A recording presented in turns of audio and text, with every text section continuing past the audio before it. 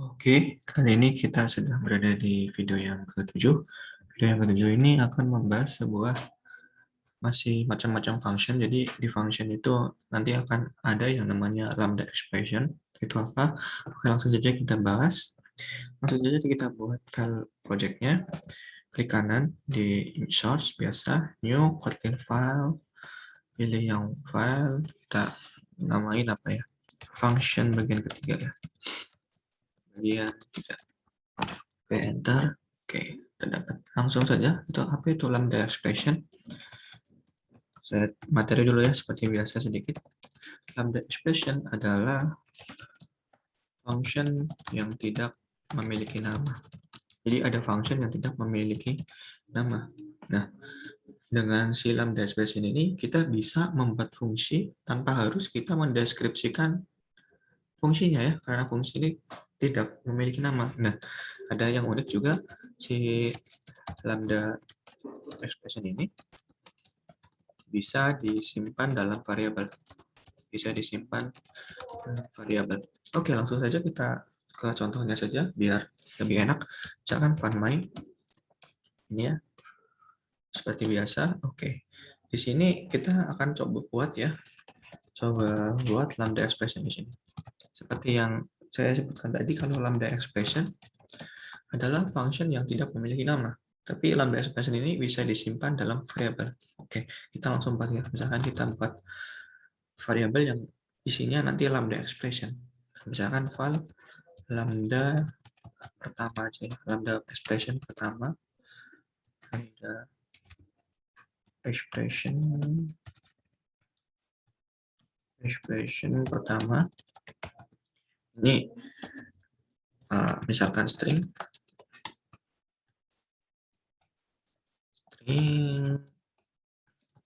Nah, yang ini kan lambda expression ini tidak fungsi ini tidak memiliki nama karena si lambda expression itu disimpan dalam si variabel lambda expression. Nah, yang jadi biasanya kan kalau misalkan kita buat fungsi ya, buat fungsi yang kayak gini, fun nama apa gitu kan, nama siapa titik-titik gitu kan ya, kayak gini kan ya.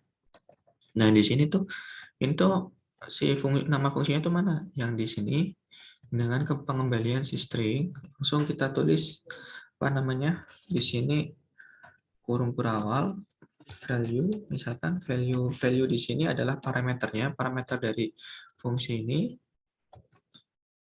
misalkan parameter value-nya itu string, misalkan aja, kemudian ini tanda panah ini untuk ini adalah bodinya, adalah apa logiknya bodinya, misalkan value to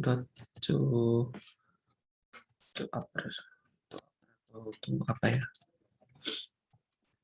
uppercase saja. Ini misalkan aja ya, kita udah buat fungsi yang isinya nanti jika kita apa namanya mempunyai suatu nilai di sini, nanti dia itu akan apa namanya di uppercase semua, hurufnya akan dibesarkan semua. Oke, kita langsung coba panggil ya eksekusi lambda, misalkan di eksekusi lambda, kita langsung panggil ya. Misalkan kita punya variabel misalkan nama sama dengan lambda expression pertama,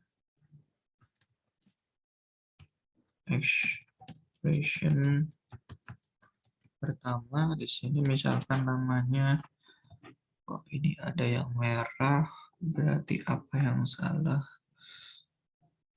Lambda expression pertama, lambda expression pertama.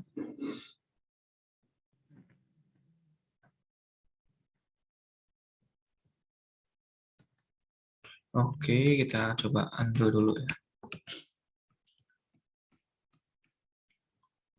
Oke, misalkan, oh saya tahu. Karena tadi apa namanya eksekusinya harusnya di apa namanya di sini di setelah kurung kurawal, misalkan seperti ini eksekusi lambda ya. kita eksekusi lambda,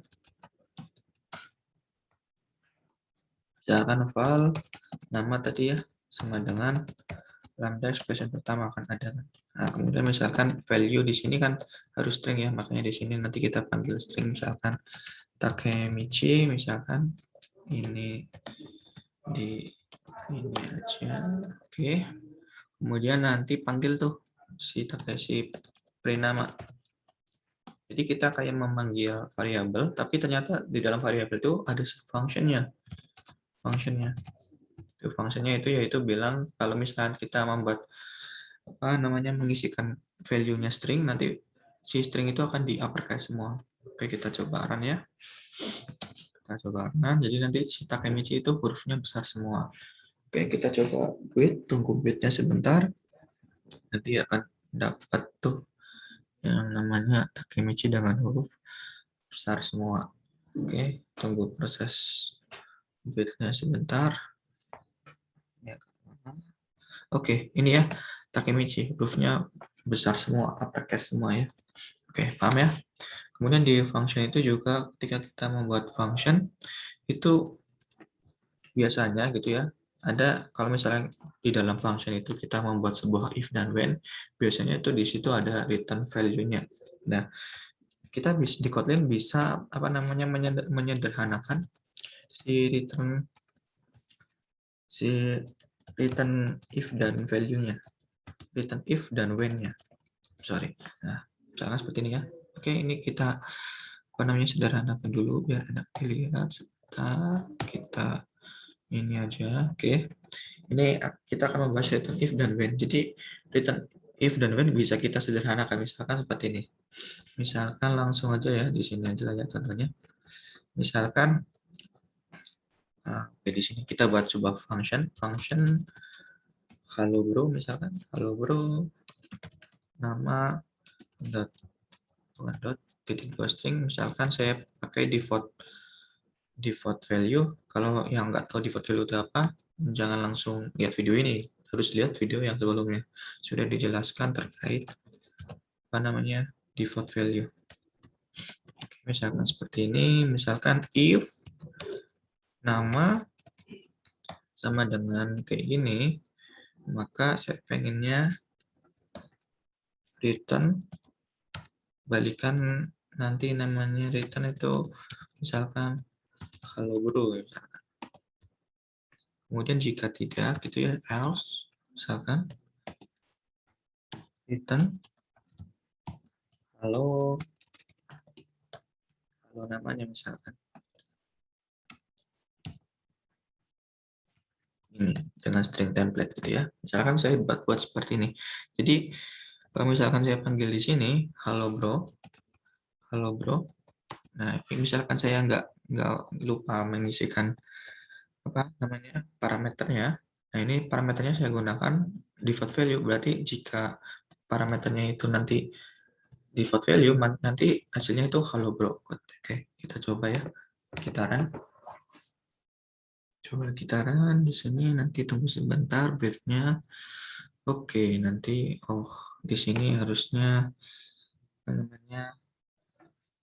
harusnya di-print-kan gitu ya. Di sini harusnya print hello bro. Oke, kita coba run. Di sini harusnya halo aja ya. Harusnya ini mah. Di sini harusnya kayak gini ya. Oke, kita langsungnya nanti harusnya returnnya halo bro nih. Sorry. Oke, halo bro ya, karena di sini saya lupa nggak mengisikan string template-nya, tapi di sini string template-nya kosong gitu ya. Nah, nanti yang diperintahkan adalah halo bro. Misalkan di sini saya bilang Takemichi misalkan string parameternya. Dan nanti yang keluar adalah halo Takemichi yang dipakai yang di sini. Kita coba ya. Kita coba run, tunggu sebentar prosesnya, nanti halo Takemichi di sini outputnya. Oke sih, jadi penyederhanaan di gimana si return ini kita bisa pindahkan gitu ya, kita bisa hapus kita bisa pindahkan di sini sebenarnya, return gitu ya. Nah, ini lebih sederhana. Nah, kalau misalkan kita mempunyai if else yang misalkan ada 1000, nah ini lebih menyederhanakan gitu ya. Nah, itu. Kita coba run, nanti hasilnya akan sama saja gitu ya. Kita coba gitu ya. Nantinya halo Takemichi. Oke, itu adalah salah satu contoh terkait penyederhanaan penulisan return pada if gitu ya di function. Ya, kita sederhanakan ini juga, misalkan seperti ini ya. Kita komen dulu harusnya teman.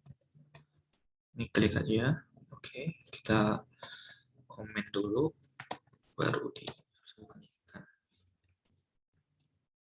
Ini ya. Oke, kita langsung ke yang kedua, yaitu return di when. Di when misalkan kita buat fungsi yang sama, misalkan fun tadi apa ya, hello bro, nama ya, ini tadi nama string sama dengan kita pakai default value, dikembaliin string gitu ya, ini. Nah, kemudian ketika when nama namanya sebuah nama, kita pengennya kalau misalkan kosong, nanti akan mengembalikan nilai halo bro, misalkan halo bro, ini tadi.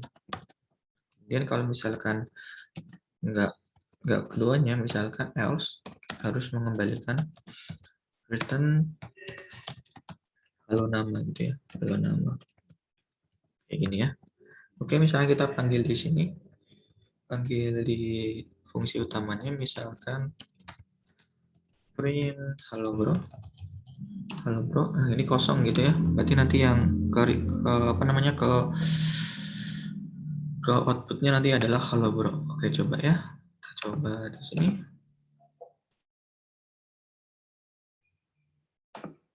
Kita tunggu prosesnya. Oke, halo bro di sini ya. Misalkan di sini kita ganti Takemichi, misalkan Takemichi, nanti hasilnya adalah memakainya si halo si Takemichi dengan string template ini ya. Kita coba run. Nanti hasilnya adalah halo Takemichi. Oke, paham ya, benar ya? Jadi si return ini juga bisa disederhanakan. Kita hapus saja di sini. Sama seperti if gitu ya, kita taruh di sini return. Coba kita run, nanti hasilnya akan sama saja, yaitu halo Takemichi. Karena di sini saya ada parameter Takemichi. Oke, gitu ya. Paham ya? Jadi itu terkait materi function. Kita akan bahas lagi ke video yang ke-8. Mungkin di situ akan mengenai package dan import.